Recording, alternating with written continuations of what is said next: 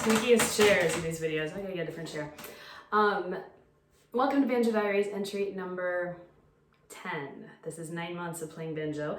I started that with 2 versions of Blackberry Blossom. The first version, well, it's really just the first half of the first version that I learned back in like February or something. And then a new version I've been working on this month, which Mr. Panky put out the tabs for, which was really helpful for me. And what I thought was interesting about it was in the first version, you move down the neck, like every measure. Down, down, down. And in the second version, you stay. I saw him play and I thought, that's so cool. It seems so much more efficient because you stay up, stay here, back to here.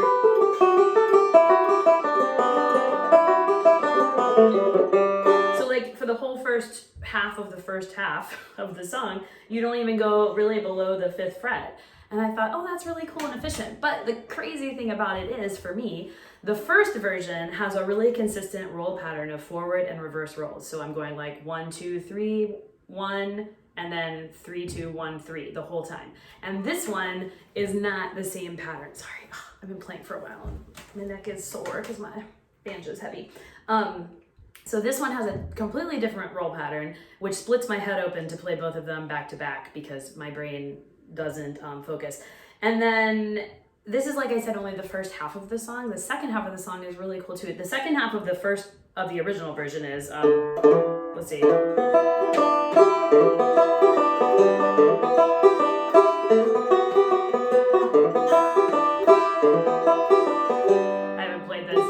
not gonna play the end of it, but that's the second half.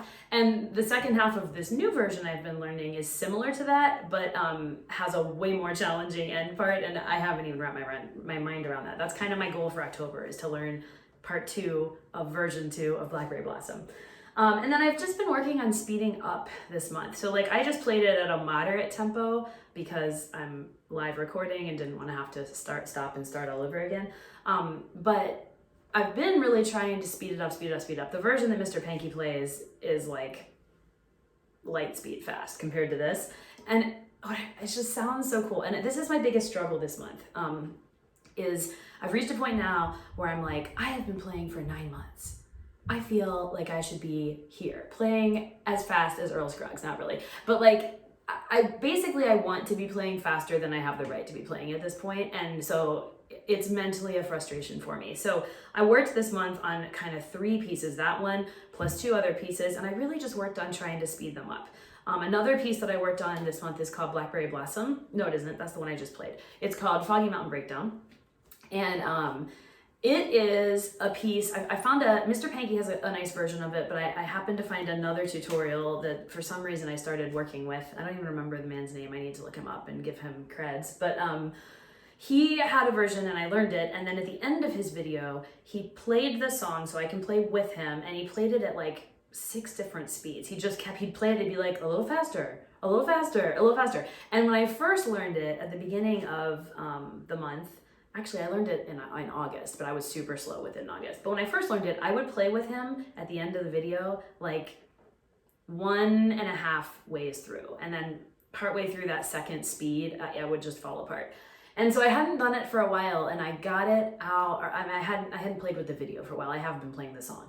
And I got it out a couple days ago, put the video on to see like how far can I go. And now I stayed with him for 4 of the 6 speeds. So I was like, okay, that's progress, that's measurable progress. But then it's like crazy when you listen to speeds 5 and 6. It just opens into such a different song that is so fun to listen to. And that's where I want to be. And I'm just not there yet. But it's a fun song. I'll play it for you slow so you can hear it, and then at the end of the video I'll play it a little bit faster so you can hear one of my faster versions. I've been told it's like, what did I hear? somebody mentioned this in a class that I took this much, which I'll talk about in a second, but they said it's like the holy grail of banjo music. I don't know. But apparently it's a very famous tune for banjos. So it goes.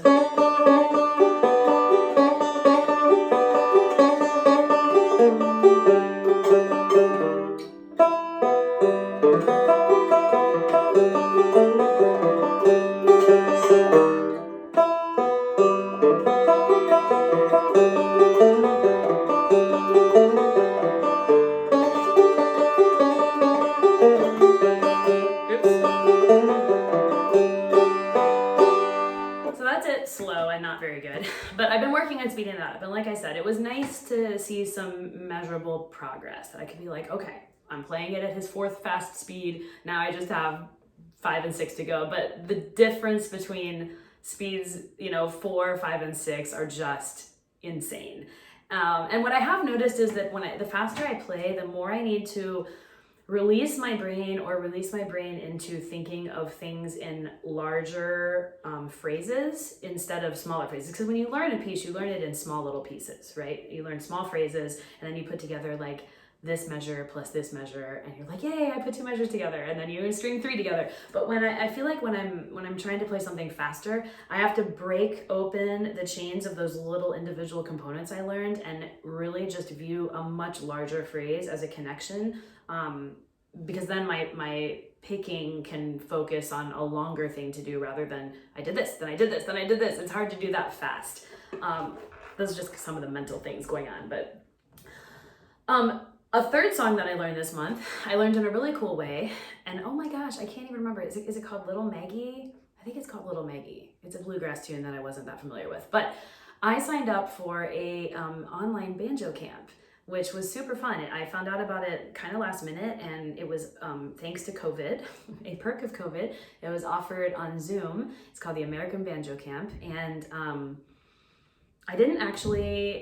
I hadn't heard of any of the instructors that were in it, but I thought there were 4 instructors, and you could sign up for two days or just 1 day. And there was Saturday and Sunday, and I was kind of more drawn to the workshops on Sunday, and I couldn't really give up both days that weekend because it was short notice. So I signed up for Sunday, and there were 4 workshops that were an hour and 10 minutes each on Zoom, and each taught by a different banjo instructor. And I really enjoyed it. The first 2 were really helpful to me. The first one, I learned the piece that I'm about to play. The second one, the guy had a lot of really helpful, like just finger exercises to do that you can work on to speed things up. So I should probably go back and start doing those now that I'm remembering that the point is agility and speed. And then the third guy, and the fourth one was quite over my head. It was too advanced for me. I mean, I enjoyed watching it, but I didn't take a lot away from it just because it was a higher level than I am. And the third person also was a little bit over my head, but I got an answer to a question that I didn't ask, but he just said it, and it was something I had been wondering about. So that was really, really worth it for me to hear this question I had that he just answered, and I was like, oh, okay, now I know that. So it was a lot of fun. It was an interesting thing to do. I mean, certainly I think it would be fun to go in person and do something like that, but it was interesting and neat that I have that opportunity with Zoom. This happened, normally this camp happens on the West Coast in the state of Washington, so like I would never fly out there. That's very far away. But to be able to just plug in and do it for, not that much money, it was great. So that piece that I learned is called Little Maggie, like I said, I hope that's right. And I learned 2 things. Number one, I learned that I still do not know chords. And I need to learn chords because you're supposed to vamp through when people are singing this piece. And so the instructor was singing it and like vamping these chords, and I didn't know the chords. And so I need to learn that. But then she taught 2 breaks, a low break and a high break that the banjo would do like as a solo without singing happening. And I did learn one new chord in the low break. It's an F, and it's really hard for me to land. Because it's like, even though I know I'm a cellist and I play strings with this hand, having to land it, I don't know, it's just, I can't do it well quickly. But the low break, sounds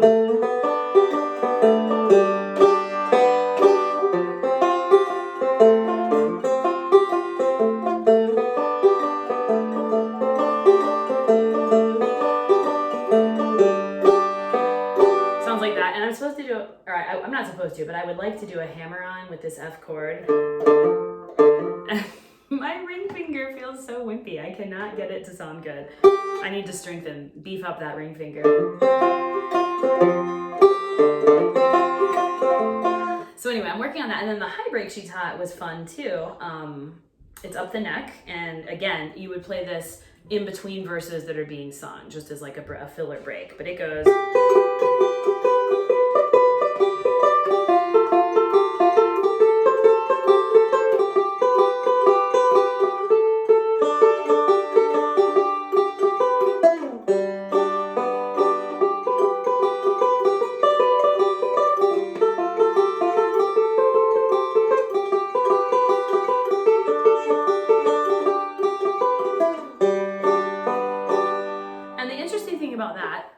is it's using the same finger pattern as Foggy Mountain Breakdown. It's using this Foggy Mountain Breakdown Scruggs roll. And so I was like, oh, I'm doing things in two different pieces that are the same. So that was a lot of fun.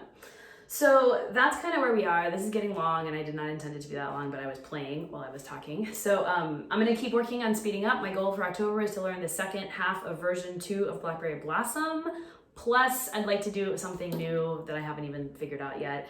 Maybe something that isn't bluegrass, just to play along with a track. So I will look at Happy Banjo Dude's pieces and pick something else probably.